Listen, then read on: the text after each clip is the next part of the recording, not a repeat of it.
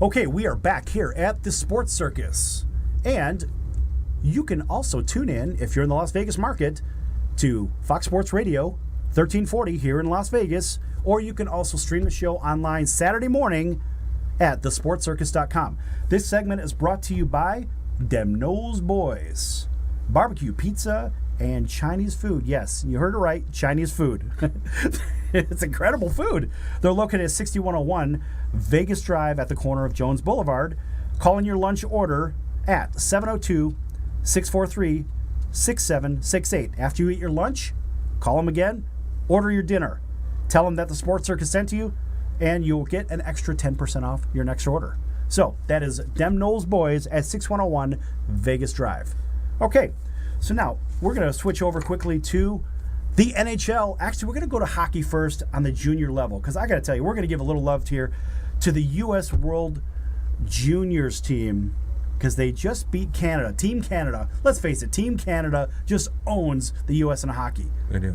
Not anymore, because in a shootout, Troy Terry scored the only goal in a shootout in a wild game that went back and forth. It was Canada to a big lead. U.S. took the lead. Canada took the lead. Ended up in a tie. U.S. in a shootout. They win the gold medal. Right on. Team USA, very exciting. And if you didn't watch it, go to some archive. I'm sure you can see it everywhere in the sporting world, in the hockey world, that is. And it's the biggest thing in U.S. hockey probably since the 1980 gold medal team. Mm-hmm. That's crazy stuff. So now quickly to the NHL. The Columbus Blue Jackets, they had a 16-game winning streak going into last night's game with the Washington Capitals. And the Capitals were so confident that they were going to get themselves a win even before the game. They were saying how it's going to be so much fun to beat them and destroy their streak in Columbus. Well, guess what? They exactly did that. They wiped them out 5-0, a complete blowout. And that was, well, let's face it, for me it was bad because I had 4 of those guys on the Columbus team on my fantasy hockey team. So those idiots, they ended up getting me 0 points. In fact, I got negative points because of the plus-minus. Anyway, so now I'm getting rid of all of their guys from the fantasy team because now they've already hit their apex, and now they're dropping off. Pittsburgh's going to end up taking over that division, and obviously watch out for Washington as well. Now, Minnesota had lost their 12-game winning streak that they had. In fact, they had to play Columbus just a few days ago, and Columbus snapped their 12-game winning streak. So you had 2 teams with really long streaks. It's a very exciting time in hockey because these are 2 teams you really wouldn't expect that much from. But Larry, I got to tell you, watching an up-and-coming Columbus Blue Jacket team and watching a fairly stable Minnesota Wild team, which is, that's the old Minnesota North Stars, right? But the North Stars moved down to Dallas to become the Dallas Stars. So here's 2 teams that you don't really expect much from, and they're the hottest thing going. They're a 3-alarm blaze. And so here comes Columbus. Columbus shows up to the game, that 3-alarm blaze, with a gallon of gas and a book of matches. And they're ready to set Minnesota afire. That's exactly what they did. What do you think about hockey streaks, and how does that play during an 82-game schedule early in the season? Well, first of all, streaks, I mean, that's typical in sports, especially over long, like 82, like you said, 82-game season. What I would like to tell you is that... Tell them. Don't tell me. Tell them. Columbus has always been a cellar dweller. They haven't... This is the first year that I can remember that they've actually been something. They have confidence, and they're playing like that, and they've never had a winning streak like this before, ever. No. I mean, only one other team has had a big streak like that, and that was the Pittsburgh Penguins back in, I think it was 1992, which they had 17 wins. Pretty exciting stuff. I mean, they're developing to become on a level with teams like Chicago, San Jose, Boston. Chicago. He said Chicago? I did say Chicago. Get out of here. Okay, well, wait. Hold on. Has Chicago played at a level? Yes.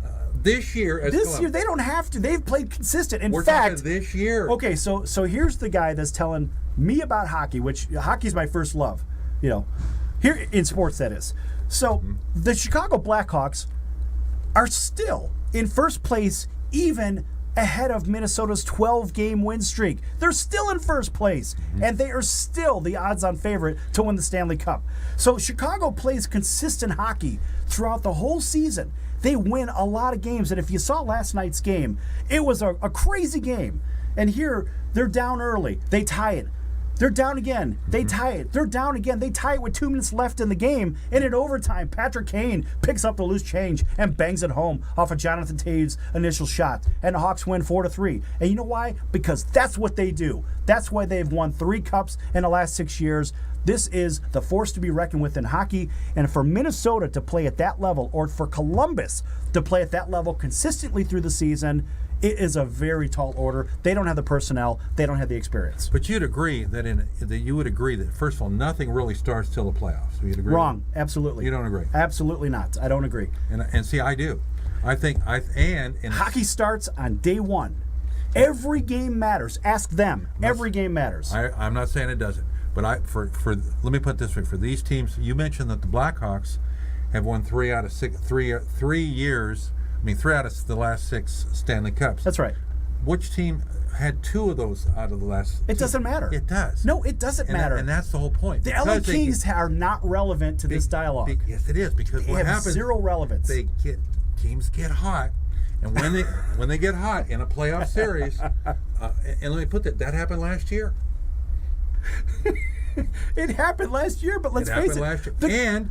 The Kings are now the Queens. It doesn't matter. They're irrelevant. They have zero room in this room for any dialogue. The Kings, they get rid of some great players, and what they do is they shake the lineup up. They got Dopey from the Seven Dwarfs running the team, and he's an ex-Blackhawk. I like the guy, but listening to him is like listening to a guy talk with a mouthful of marbles. And how do you get instruction from a guy like that when he's shouting across the ice? So those guys don't even know what the hell they're doing. Get out of here. So anyway, I can't really. Well, you would agree. Your opinion.